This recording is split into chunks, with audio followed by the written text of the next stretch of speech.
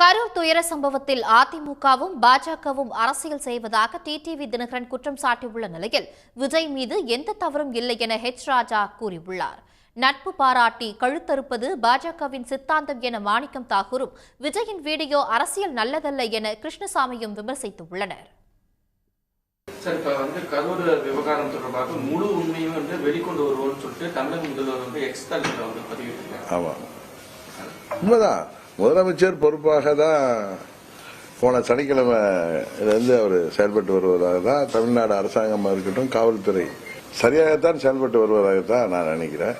முதலமைச்சருக்கு ஒன்றும் யாரையும் கைது செய்துவிட வேண்டும் என்கிற நோக்கம் இருப்பதாக டே ஒன்லேருந்து தெரியுது.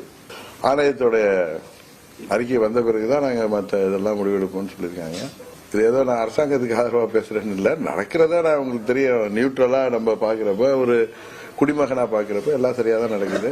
ஆனா வழக்கம் போல அண்ணன் பழனிசாமி அந்த ருசி கண்ட பூனை மாதிரி எப்படியாவது பதவிக்கு வந்து விட வேண்டும், அதிகாரத்தை கைப்பற்றி விட வேண்டும்.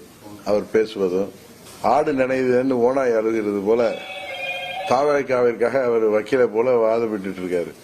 வீடு பத்திக்கிட்டே இருக்கிறப்ப சுருட்டுக்கு நெருப்பு கேட்ட மாதிரி கூட்டணி கணக்குகளை பேசி, இது கூட்டணி பேசுகிற நேரமா? பாரதிய ஜனதா கட்சி சார்பாக ஒரு குழு வந்ததுதான் உண்மையிலேயே பழனிசாமிக்கு இணையாக பாஜகவும் அரசியல் செய்வது உண்மையிலேயே வருத்தம் அளிக்கிறது. இந்த ஹோல் இஷ்யூல விஜய் என்ன தப்பு பண்ணார்? நான் அவர் 1 மணி நேரம் லேட்டா வந்தாருங்கிறீங்களா?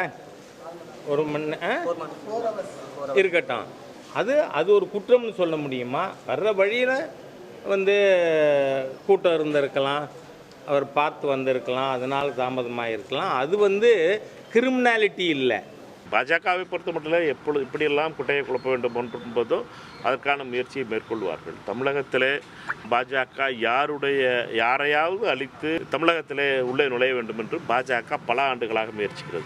பாஜக RSS சித்தாந்தமே மற்ற கட்சிகளை, அதுவும் தோழமை அடிப்படையிலே தோழமை வைத்து கழுத்தறுப்பது தான் பாஜகவுடைய சித்தாந்தம். ஆனால் இதை பொறுத்த மட்டும் இந்த தாவேகா தான் அதை புரிந்து கொள்ள வேண்டியது. பாஜக எந்த காரணத்திற்காக அவர்கள் உங்களை ஆதரிக்கிறார்கள் என்பதை பற்றி. ஆனால் ஏறக்குறைய 7 நாள் ஆகிவிட்டது.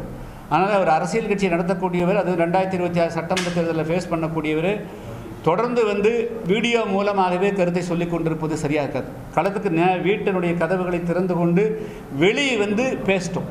ஆச்சா, நான் எந்த விதத்திலையும் காரணம் இல்லை அப்படிங்கிற சொல்லணும். நான் எந்த விதத்திலையும் அப்படி ஒரு வேளை எனக்கு கண்டுபிடித்தால் சட்டம் என்ன நடவடிக்கை எடுக்கணும், அது ஃபேஸ் பண்ணணும். அப்படி சட்டம் அது தடுக்க முடியுமா? வெளியே அதை சொல்லணும். வீடியோக்களால் எந்த தலைவரும் மக்களை தொடர்பு கொள்றது அது அவருக்கே நல்லது கிடையாது. உடனுக்குடன் செய்திகளை தெரிந்து கொள்ள சன் நியூஸ் பெல் ஐகானை கிளிக் பண்ணுங்க.